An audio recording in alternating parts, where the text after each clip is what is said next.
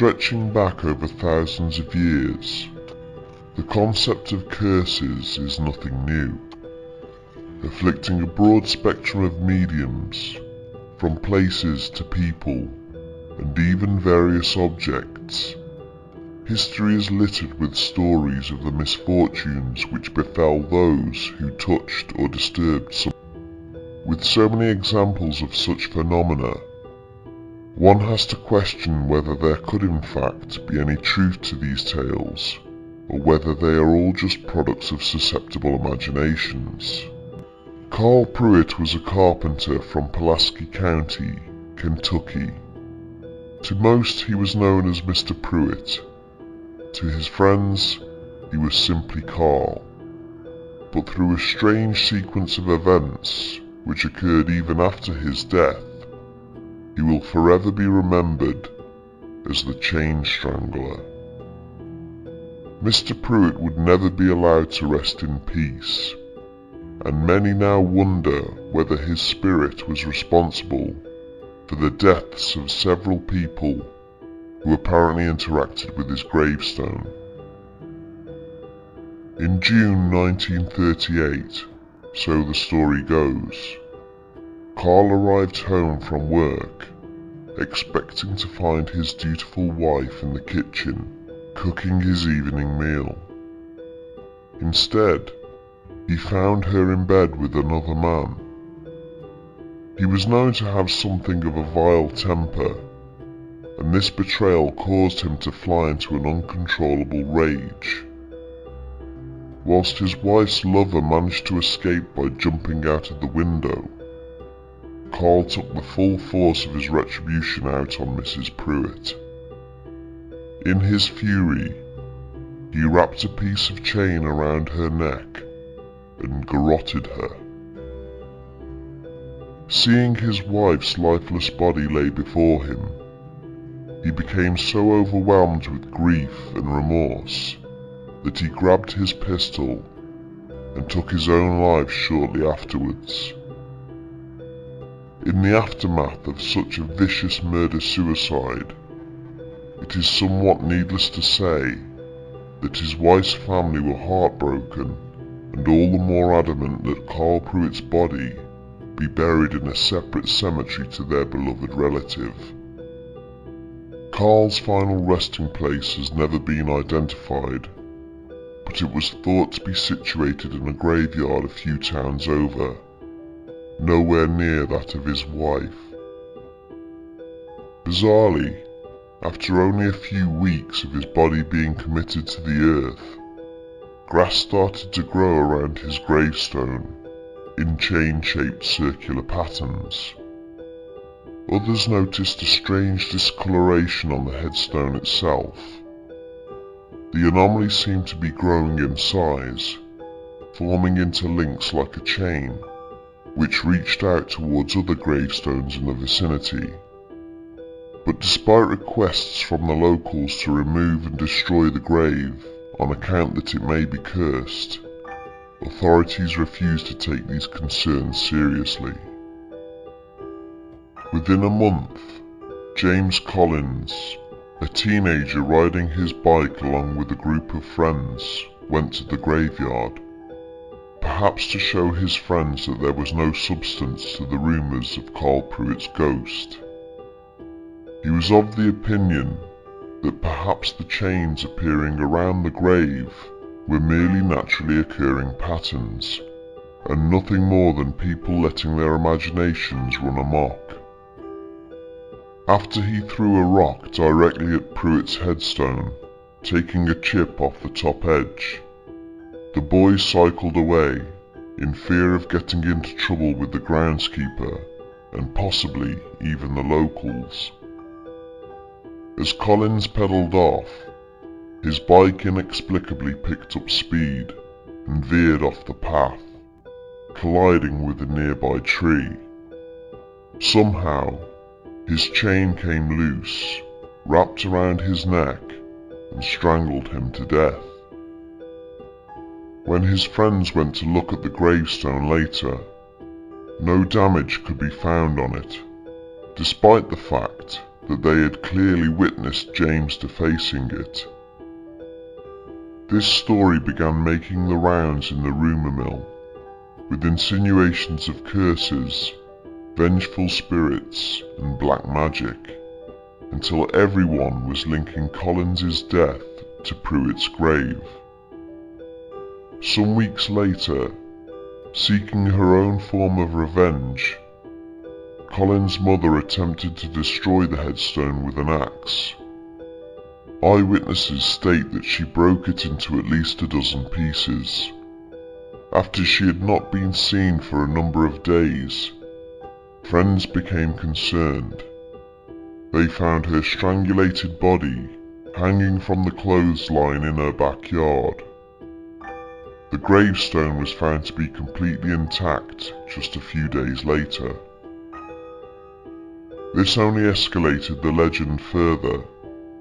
By this time, people from all over the country were coming to see Carl Pruitt's supposedly tainted resting place, much to the annoyance of the locals in the area. In an act of frustration and possibly bravado, a farmer riding past the cemetery in a wagon with 3 of his family members shot at the gravestone with his revolver. The sound of this gunshot made the horse bolt around the corner and veer off the road.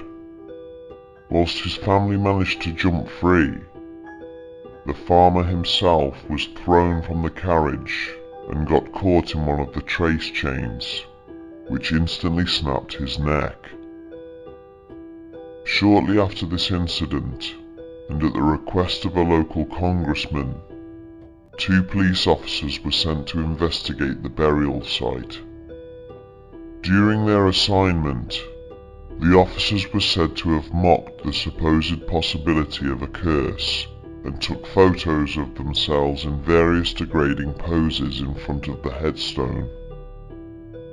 Though there seemed to be nothing untoward at the graveyard itself, the officers were distracted upon leaving by a ball of light which was said to have emanated from Carl Pruitt's grave.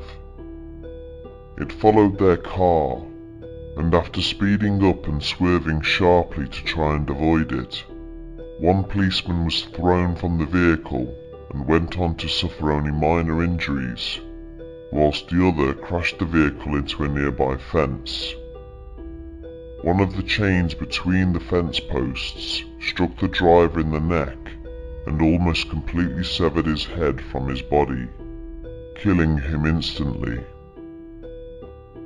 After this 4th death, stories about a vengeful spirit haunting the gravestone were becoming rife. However, a man by the name of Arthur Lewis set out to prove once and for all that the grave was not cursed and that there was nothing haunting the area.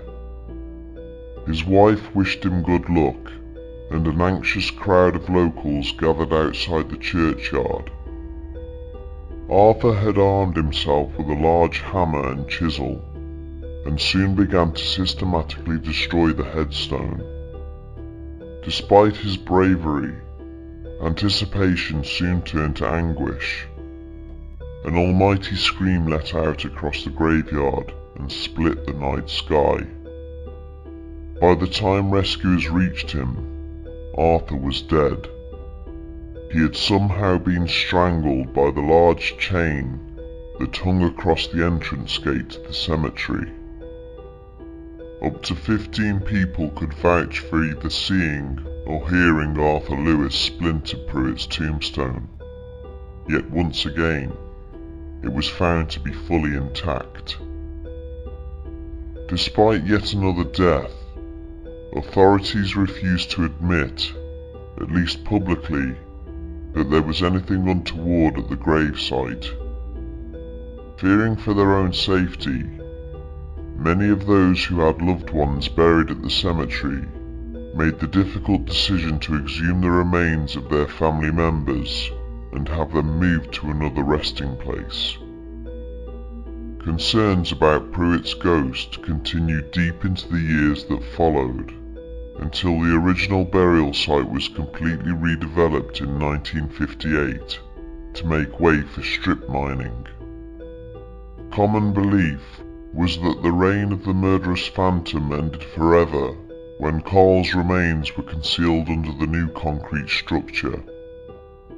However, no more deaths attributed to Carl Pruitt's grave occurred after the end of the 1930s, meaning that there was a period of almost 20 years where his spirit must have remained dormant and undisturbed. This has added to speculation that Carl's body was perhaps moved to an undisclosed location many years before the redevelopment took place. If this is the case, it is possible that the ghost of Carl Pruitt is simply awaiting the next time his grave is disturbed, whenever and wherever that may be.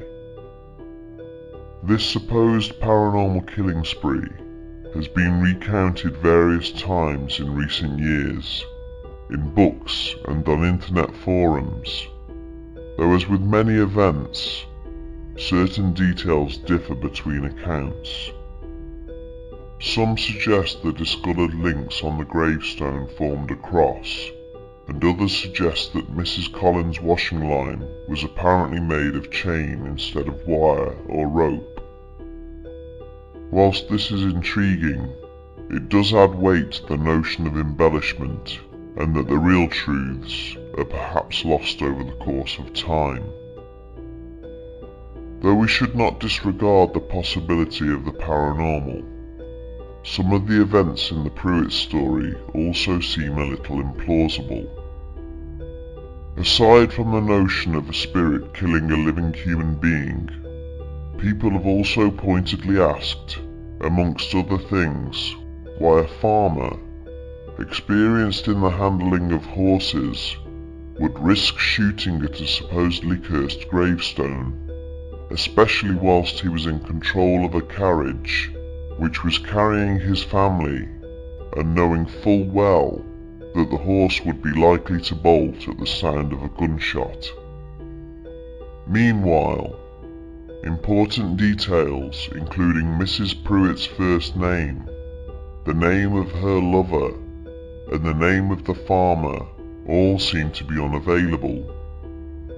These may have been kept confidential out of respect for living relatives, though some suggest a larger scale cover-up, with the search of public data for the recorded deaths, burials or exhumations of Kentucky Pruitts at this time also drawing a blank. Based on the evidence we do have available, or lack thereof, we are entitled to question whether Carl Pruitt existed at all, and whether this entire story may be nothing more than an urban legend. On the other hand, if there is any truth to this tale, then whatever the cause of the killings, there remains the possibility, at least, that Carl Pruitt now lies in an unmarked spot, untended and undisclosed. His spirit may still be at large, sitting at the fringes of this reality, waiting to exact revenge on anyone who dares disturb his final resting place. The memory of the chain strangler lives on.